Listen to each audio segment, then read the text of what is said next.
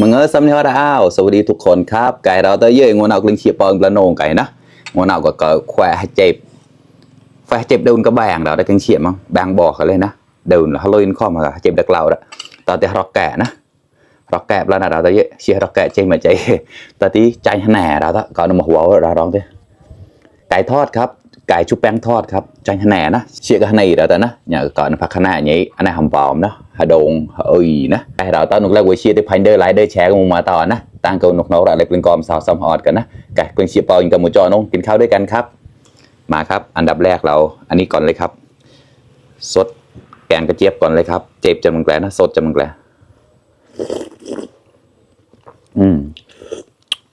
อร่อยมากครับอันนี้จะแกง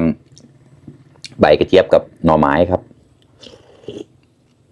ใบกระเจี๊ยบกับแบงนะเดินจำเราแล้วนะเชี่ยคอมันก็เล่นก็แกเพื่อเชี่ยรักแกะแกลนงนะ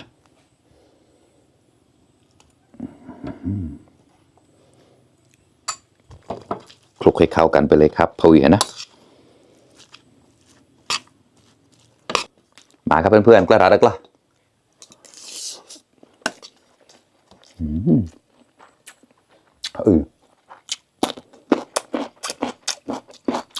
ขอโซนครับอร่อยดิบโซนนะบุ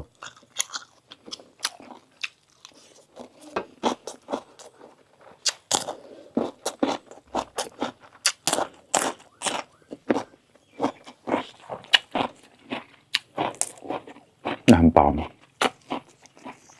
ผักชีฝรั่งครับ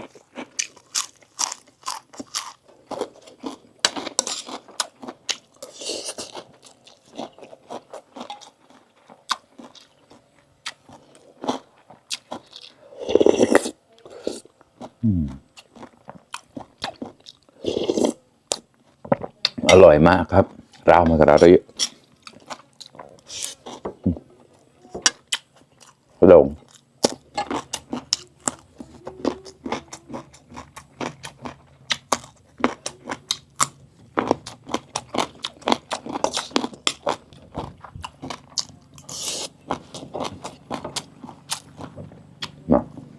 จานไก่ทอดครับ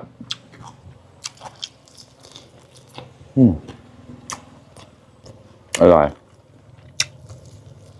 ไม่กรอบแล้วยิ่งโตหน่อยก็เยอะ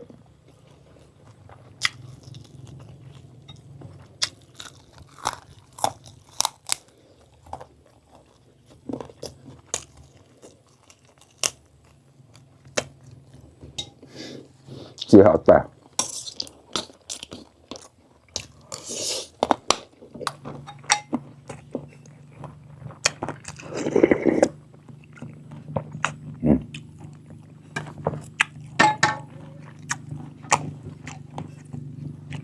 เขาเลยข้อมากันแล้วมันจะมันก็เสียเจ็บเลยเลยหลวงเล่าเราได้เยอะตอนมันก็หัว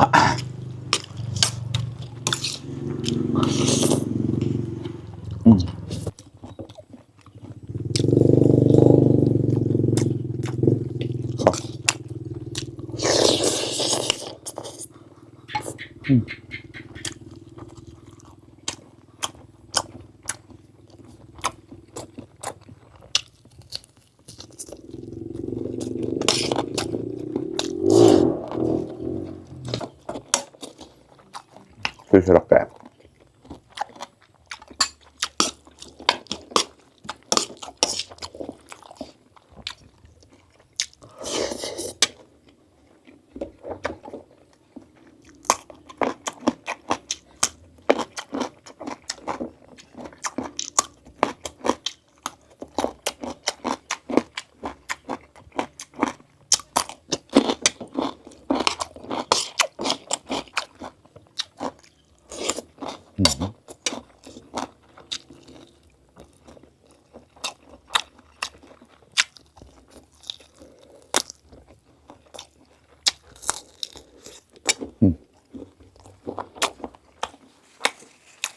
อร่อยมาก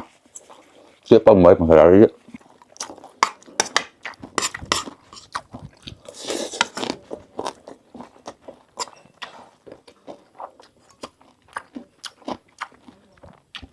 มาครับเพื่อนๆใครที่ยังไม่ได้กินข้าวมากินข้าวด้วยกันครับก็หาแล้วก็ชิปปอนก็มันเจาะแล้วก็เยอะเจ้าชินแฟเจ็ดเขาเลยนข้อแล้วนะเต็มไปหายเงยกินเงยคิด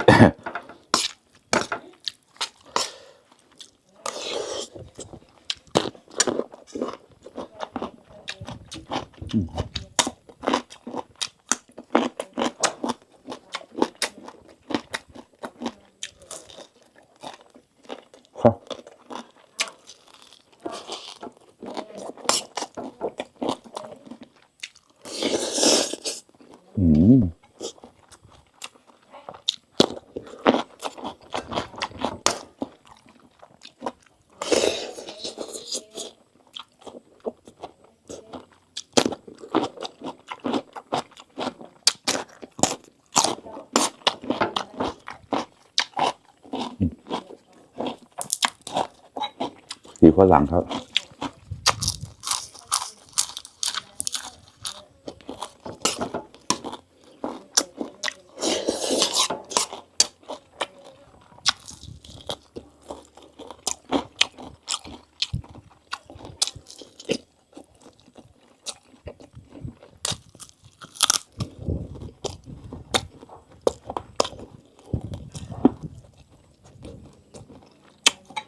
nhà xì chan đi nhà xì bắp siêu nữa là đó phải nợ nhà phía bên nhà thò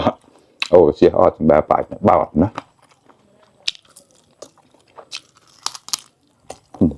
xì bên nào đó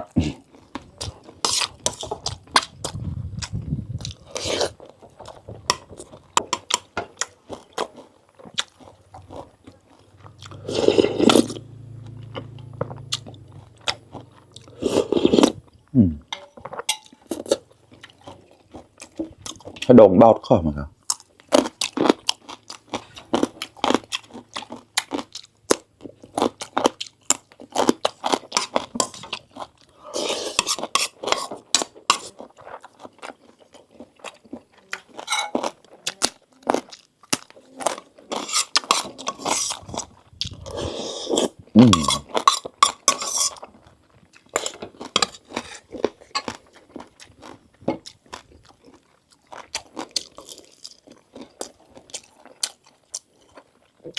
อร่อยมาก